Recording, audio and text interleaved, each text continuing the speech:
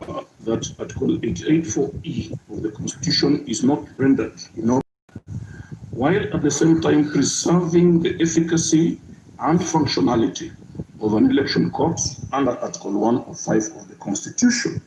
This court has developed the following principles, and I think it serves that I read them. One, in all pre-election disputes, including those relating to or arising from nominations, all pre-election disputes, including those relating to or arising from nominations, should be brought for resolution to the IBC or PPDT, as the case may be, in the first instance.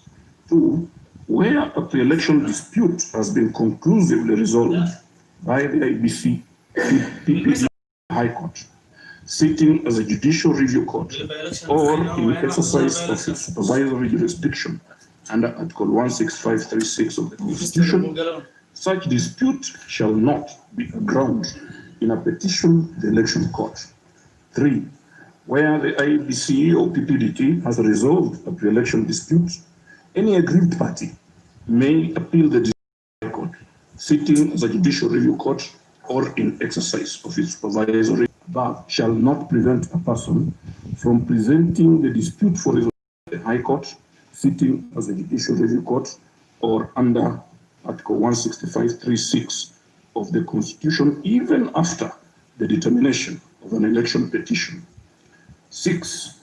In determining the validity of an election petition under Article 105 of the Constitution or Section 75(1) of the Elections Act, an election court may look into a pre-election dispute if it determines that such dispute goes to the root of the election and that the petitioner was not aware or could not have been aware of the facts forming the basis of that dispute before the election. We believe that the foregoing principles may pave the way in streamlining the electoral dispute resolution processes, both at the pre-election and post-election stages. Applying the reasoning in Sylvester, Lesamula, and Sami Waita, alongside the foregoing principles to the instant case, we note that a complaint had been lodged before the IBC Dispute Resolution Committee by Mr. Abdurrahman Mohammed Abdile, questioning the suitability of the petitioner vie for the position of county governor on account of his academic qualifications. However, this complaint was pursued no further and was not prosecuted. As a consequence, the IBC Dispute Resolution Committee dismissed it for want of prosecution. The respondent herein did not file any complaint to the IBC questioning the petitioner's academic qualifications, nor did he pursue the original complaint which had been lodged by Mohammed Abdile. In fact, he is on record as stating that he had all along been aware of questions surrounding the petitioner's academic qualifications, not just in 2018, but since the year 2013. On both occasions, he chose not to lodge any complaint at the IBC until after the elections of 2017, when the petitioner had been declared the winner of the election.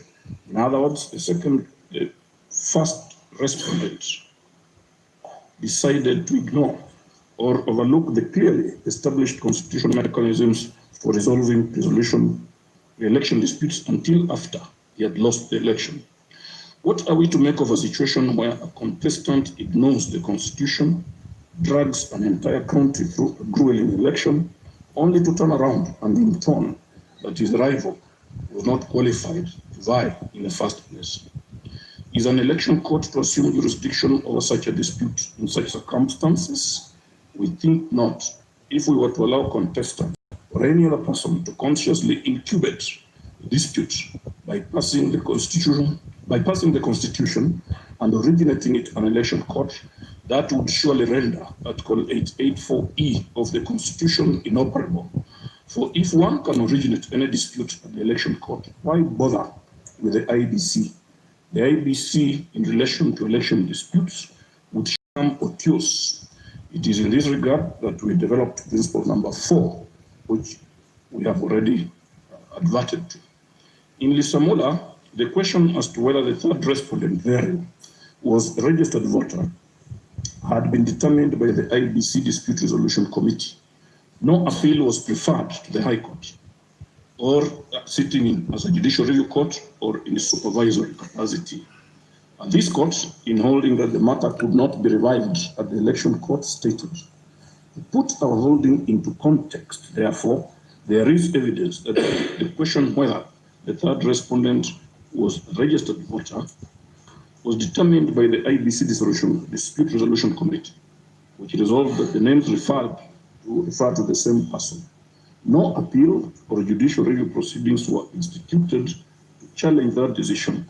And although the petitioner was not a party to the proceedings, it has not been shown that he was unaware of them, or that when he became aware of the same, he took any action, save filing of the election petition before the election court.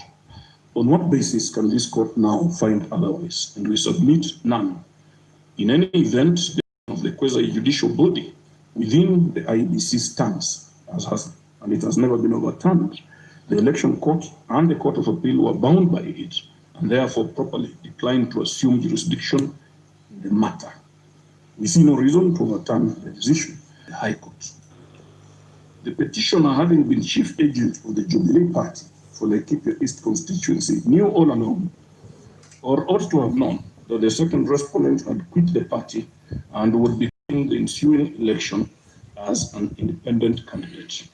With this knowledge, he chose not to challenge the validity of the independent candidature at the appropriate forum.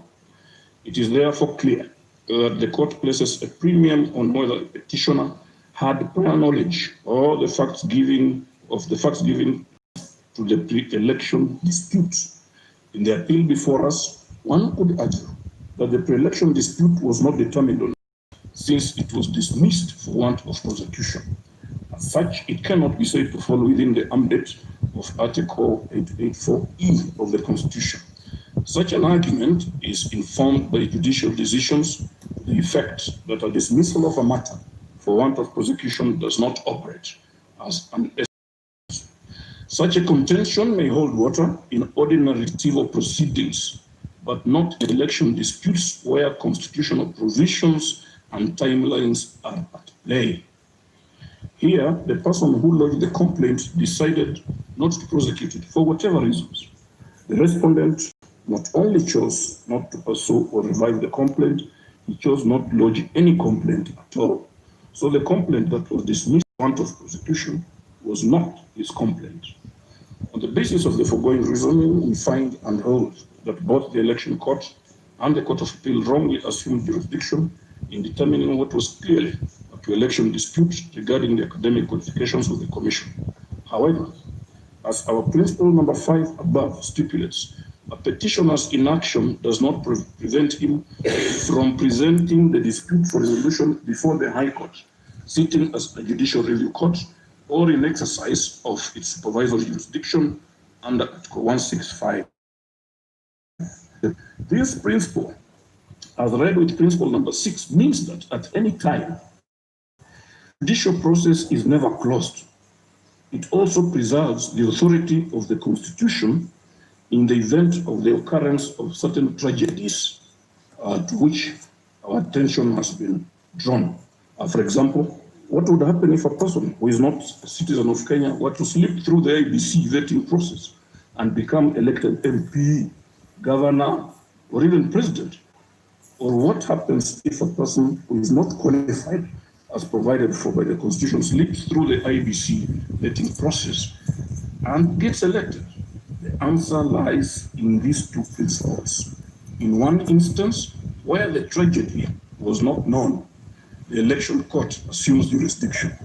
In the other instance, where the tragedy was known, the High Court takes over under Article 165 to preserve the Constitution.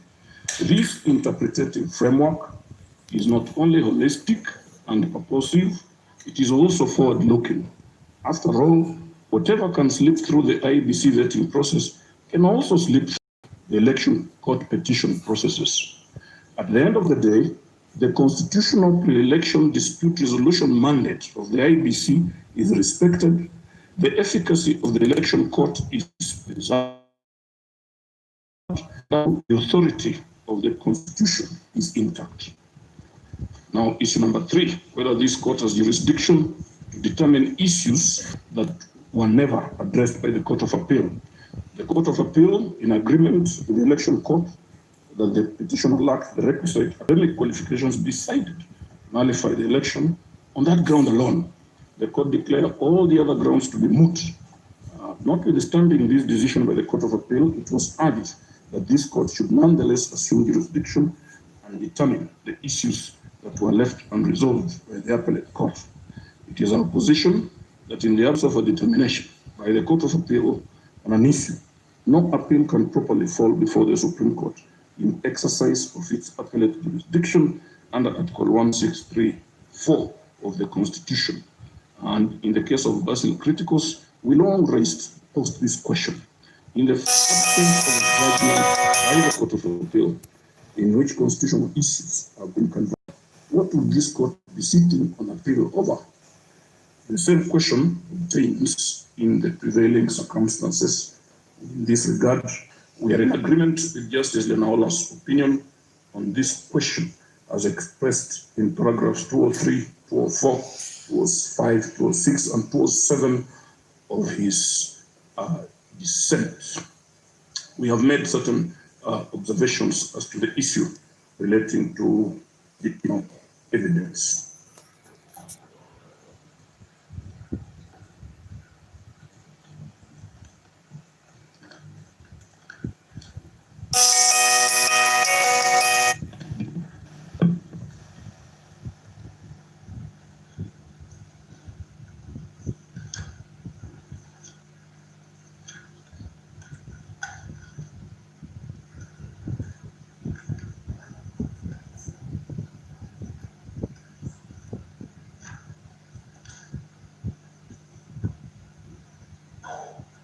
Now, ladies and gentlemen, the final orders of the court are that